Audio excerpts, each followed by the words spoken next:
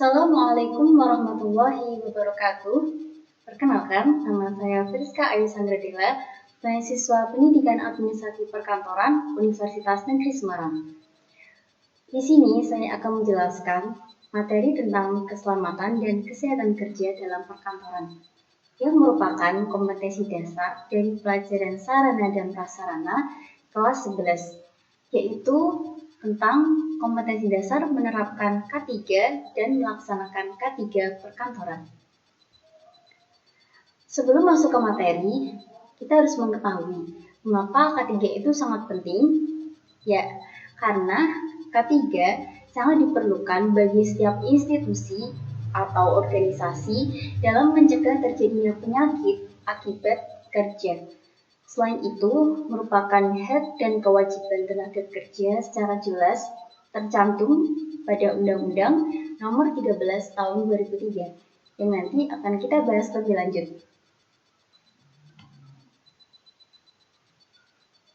Pada materi ini, kita akan mempelajari tentang pengertian keselamatan kerja dan kesehatan kerja, undang-undang yang mengatur ruang lingkup kesehatan dan keselamatan kerja, fungsi dan tujuan keselamatan dan kesehatan kerja, serta kecelakaan kerja dalam perkantoran.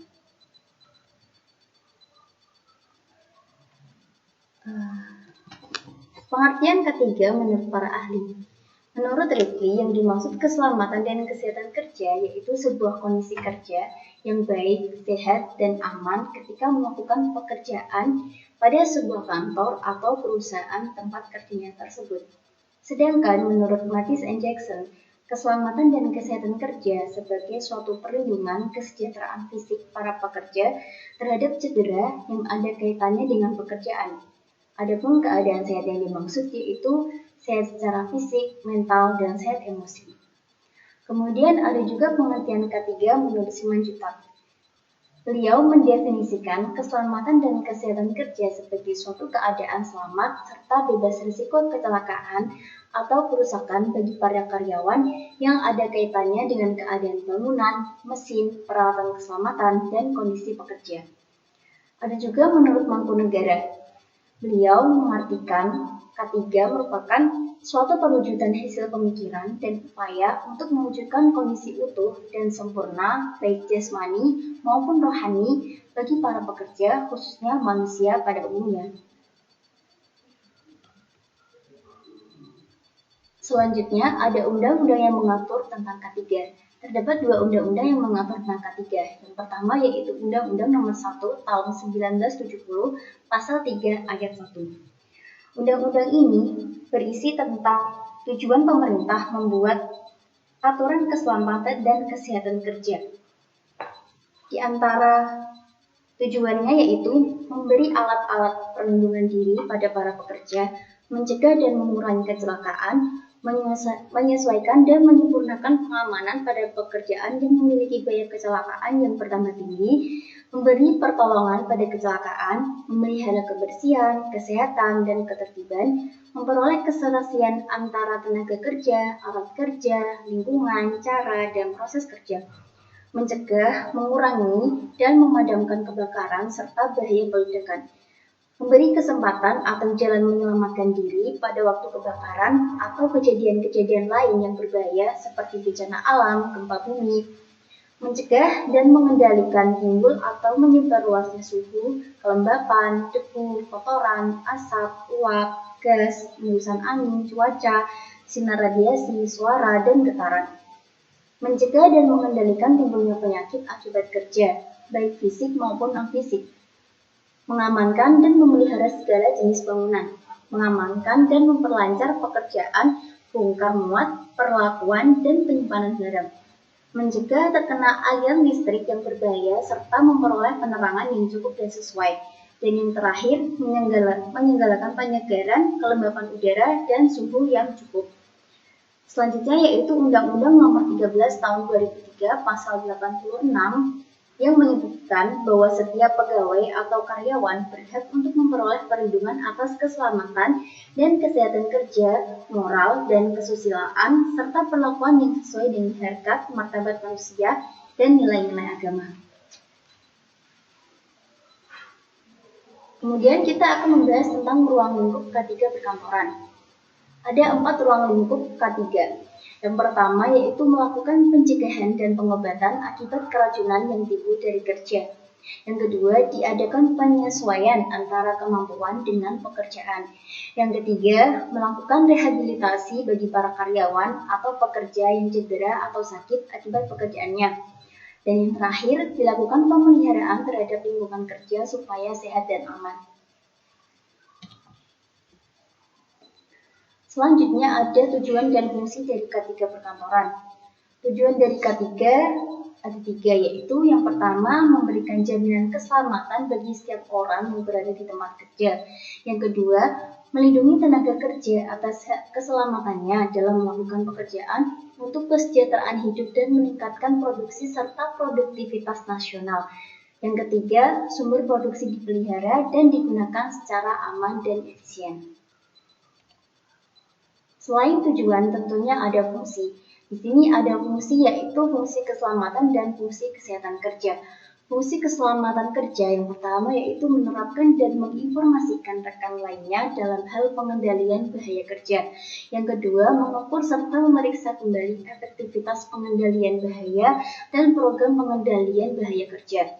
Yang ketiga, mengantisipasi, mengidentifikasi, dan evaluasi kondisi praktik yang dapat membahayakan keselamatan kerja.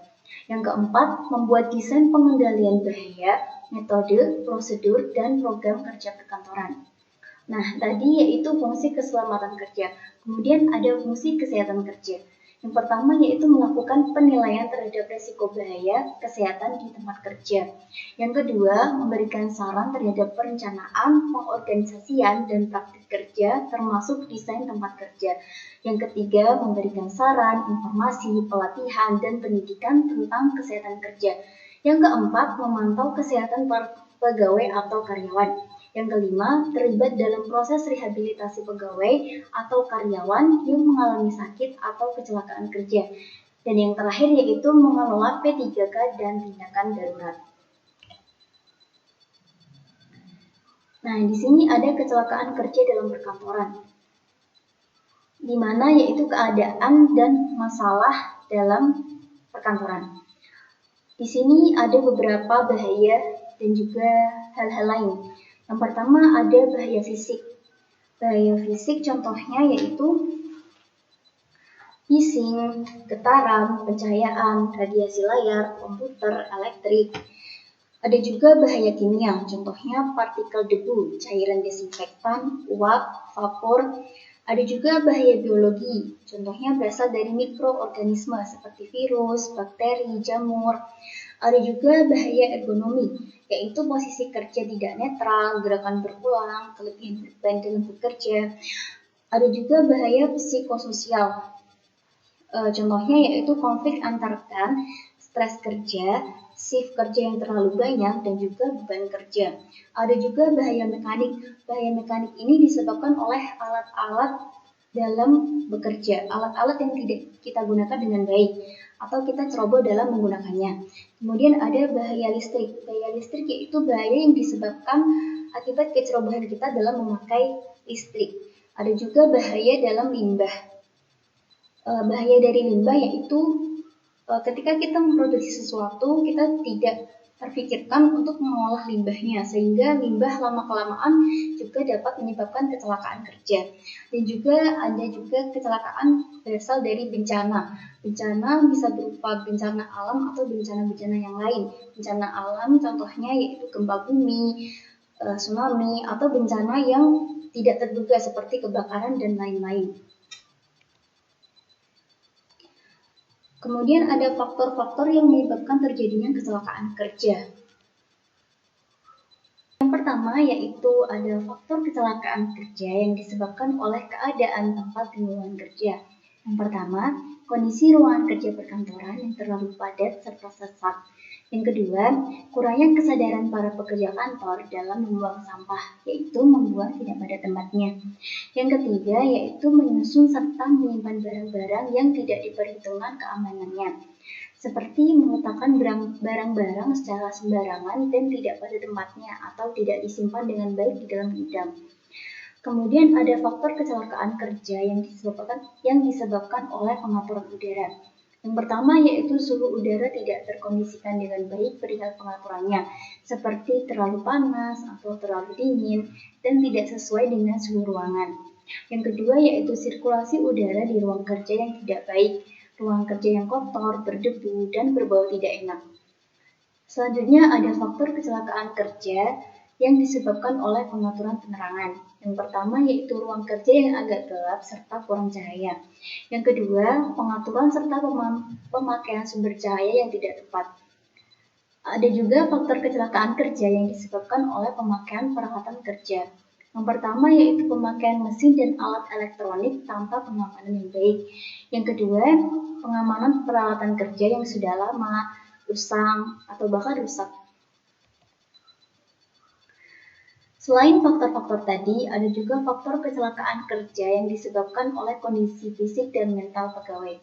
Kondisi fisik dan mental pegawai di sini lebih penting daripada kondisi-kondisi yang lain karena kita sebagai pegawai adalah orang yang melakukan pekerjaan di dalam kantor tersebut.